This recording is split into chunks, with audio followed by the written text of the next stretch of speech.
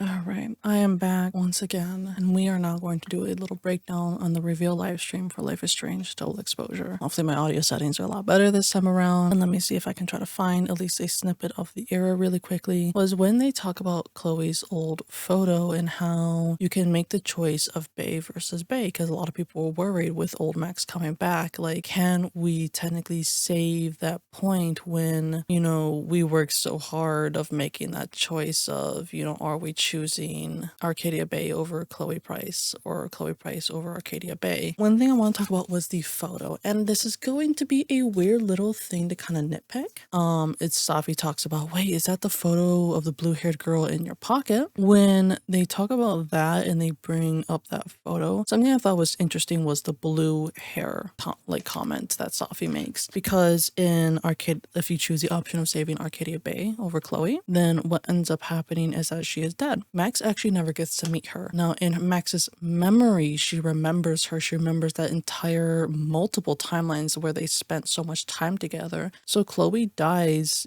sort of thinking and essentially knowing that Max never returned to Arcadia Bay. She never got to see her best friend again. Her best friend just stayed in Seattle and was away from her this whole time. And obviously, Max is the only one who has memories of this whole timeline where they did so many adventures together and experienced so many things together. But it's because Max shouldn't have a photo of Chloe. Chloe's dead. They never got to interact. So I wonder if they're going to put into the game that the way Chloe gets that, or the way that Max gets that photo, if you choose the Arcadia Bay option, is that Joyce gave it to her. Maybe Chloe had taken that selfie at some point and Joyce found it in her room and she gives it to Max. And so I wonder if that's going to be the backstory for that photo. I would love to break that down if it seems to be a little bit lore breaking, if they potentially forgot that Chloe's dead, so she could not have given her that photo. And then for the Bay option where you choose Chloe Price, when it comes to that, I'm quite interested to find out why they chose blue-haired Chloe. I'm assuming they chose blue-haired Chloe just to keep it even between both timelines,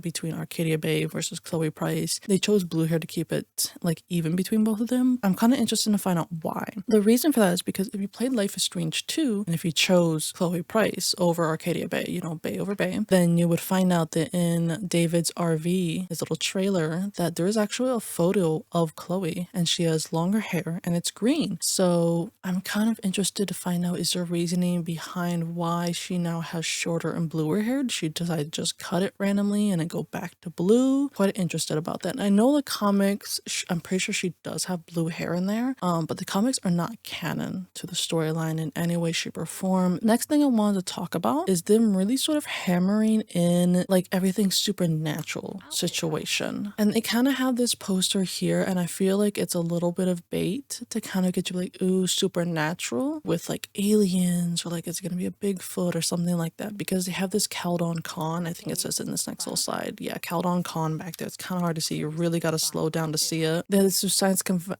fiction convention, and I wonder if they're kind of baiting you with the potential of aliens. There's gonna be a lot of stuff with aliens, because there is a lot of stuff with astrology and and astronomy and looking up at the stars, and we all know that also has to do with aliens and space and whatnot. So I wonder if they're gonna try to aim for that to sort of trick you. But that's kind of just a category this is in, and supernatural just counts for their powers. And so nothing supernatural like aliens or, something like that has ever actually happened in the game series, because it just doesn't really exist. It's the supernatural part being their powers. So I'm quite interested in that multiple times they really keep saying supernatural. I don't think aliens are ever going to pop up. I just thought I'd point it out though that it looks almost as if because of the space thing they want us to potentially think aliens, but it's not. There's not going to be aliens. The next thing I kind of want to talk about was how they discuss how there's kind of no evidence or anything to really help you get behind Safi's death. There's no fingerprints, there's no footprints, nothing seems to have occurred, and it's kind of stumping the regular police. Maybe we are getting something supernatural that has more to do with just their powers for once, and we're actually going to fulfill that supernatural section. Are we going to get aliens in Life is Strange? I kind of don't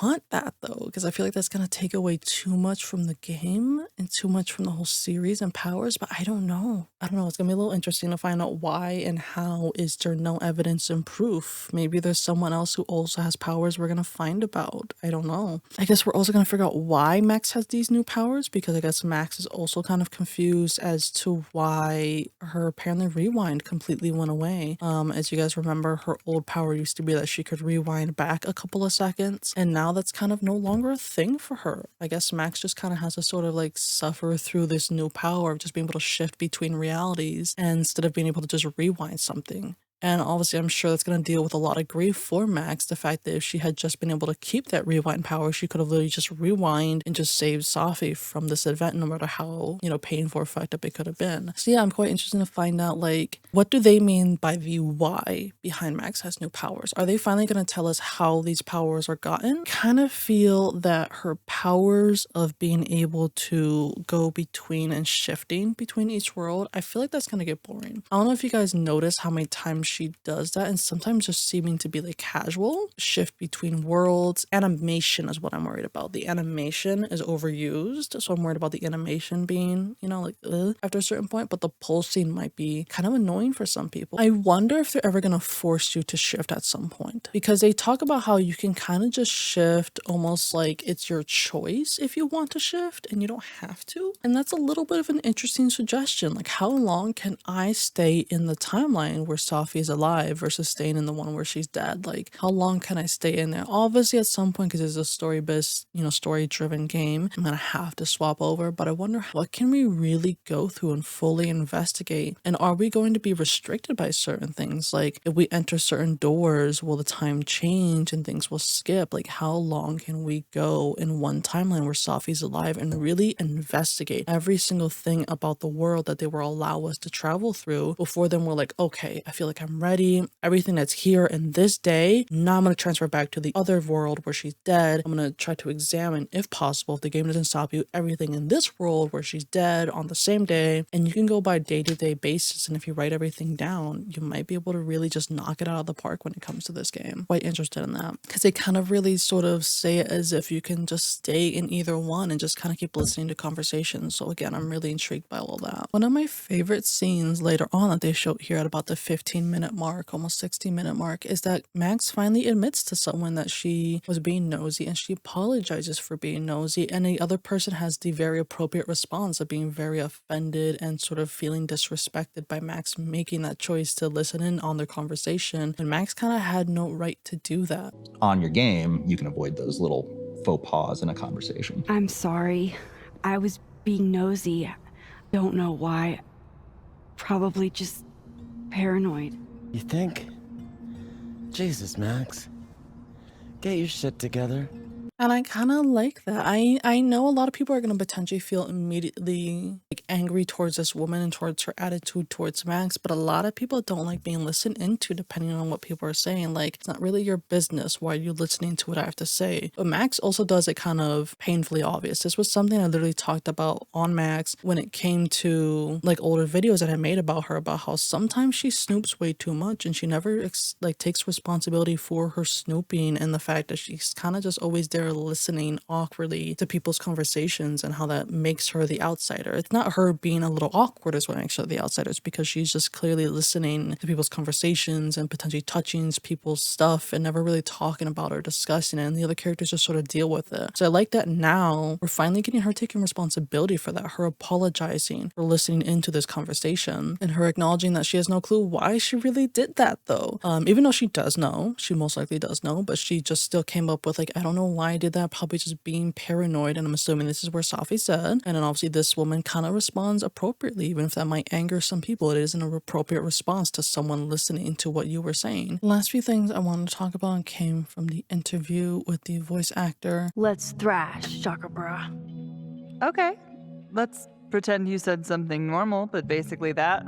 I love that because it's just making fun of the very cringe dialogue that we grew up with, and someone finally just sort of recognizing that's not normal. But okay, let's pretend you said something normal and let's just, go with that and go on. And I like that because in the old games you would say something so insanely cringe because they just didn't know what teenagers said, but you had a whole bunch of adults working on a game, and so they just said things that they thought maybe a teenager would say, and that's just not how that worked. And so you had the most cringe dialogue possible, and I'm pretty sure it's Chloe who says it, or no, I think it's Max who does say that in the original game too. And Chloe kind of responds a little bit like, oh, that's weird, but that's Max. But I still love how here it's still the same thing. Like they're really hammering on that as awkward as fuck dialogue. It's like, what was that about Max? And I really like how that's kind of them making fun of themselves and their awkward as hell dialogue from the past. Let's go over one last big thing before we go over just one tiny little thing and then get into the extended gameplay trailer. Let's talk about the fact that she's finally using a digital camera. For the first time ever, we're seeing our Max with a digital camera versus analog, and I really like that growth. I wonder if we're going to dive into that growth. I doubt it. I'm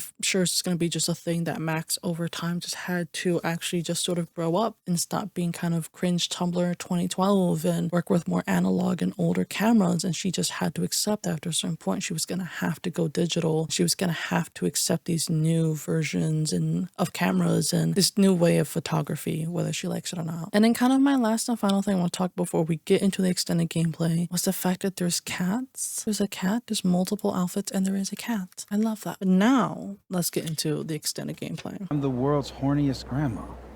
Grab a mug, Max. It says here that this action will have consequences, but I'm kind of wondering if it's just something as simple as a voice line later on, or if it's something actually important. Maybe Moses is going to get a certain point of view of you if you choose nerdy and dirty. I wonder. Especially because right here she does say 1 out of 2. That's not bad. 1 out of 2 ain't bad.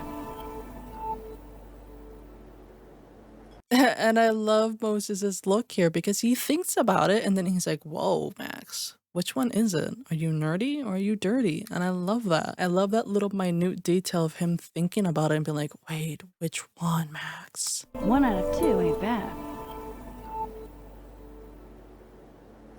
Very quickly here, before you go up to Safi and they speak to her, you can actually also take a snapshot of Safi. I wonder if that would change the game in any way, shape, or form if you take a picture of her. Or I wonder if the game would make it so you can't take a picture of her. I wonder if that's a small minute detail that maybe later on in the future that could actually help in some way, shape, or form by having some evidence that Safi was alive on, this area if you took a snapshot of her, or if you could actually look back and be like, oh, here's a small thing we might have missed in the sky or somewhere around here. Or I wonder if they're going to be like, oh, no, you can't take a snapshot.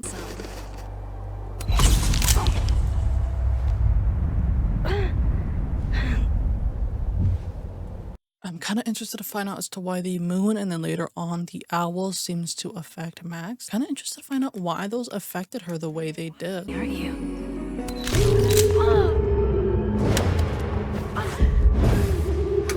Like, what is that about? What is it about these two things that cause her powers to most likely come back after years of never using them? That's a little weird. That's a little weird. I don't think I've ever seen anything in Life is Strange 1 that ever indicate that something could affect Max's powers like that besides her powers being overused. So I'm interested as to why. I wonder if that's now just randomly activating, but why now? Again, we're supposed to find out why her powers are happening, why she has these new powers. Hopefully they do explain as to why exactly the owl and the moon is the one that did it, because obviously she's been taking photos since forever. So randomly, why now? And then finally, something I wanted to talk about, which I'll do with the audio off, is the owl symbolism once again. Someone said that they assumed that the owl would stand for Max. I have no clue anymore what any of the damn symbolisms are. There are 3 symbolisms in the whole entire Life is Strange when it comes to Max, which would be the deer, it would be the butterfly, and now I'm assuming the owl. And I have no clue who the fuck is who, because that's 3 whole symbolisms.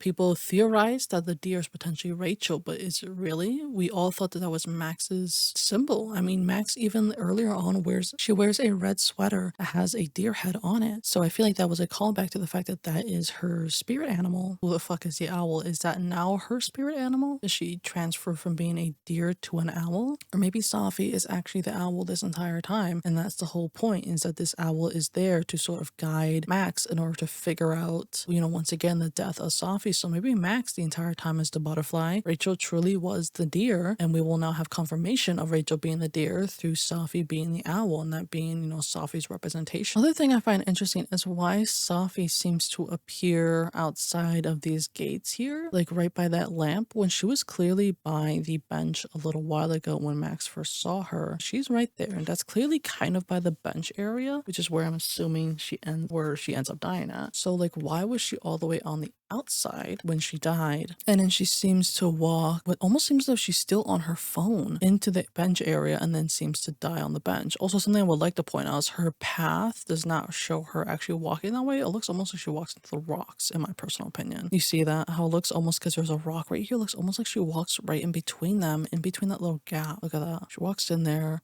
She walks in between that rock. She doesn't phase around the rock. She walks in between them, which would mean that Safi should actually be right here, but she's not right there. And so I wonder if that was just the alternate reality Safi, and Max didn't realize that she had already seen the alternate reality Safi, and then this was our Safi up here, because again, alternate reality Safi is alive. So I wonder if she stood right over there while alternate reality Safi has been dead over here since Max heard the first gunshot. So that's everything I have to go over for this entire reveal live stream for Life is Strange Double Exposure. I'm so insanely excited for this game. I cannot wait to play as Max yet again. I'll see you guys next time. Thank you so much for watching this video once again. I hope you all enjoyed.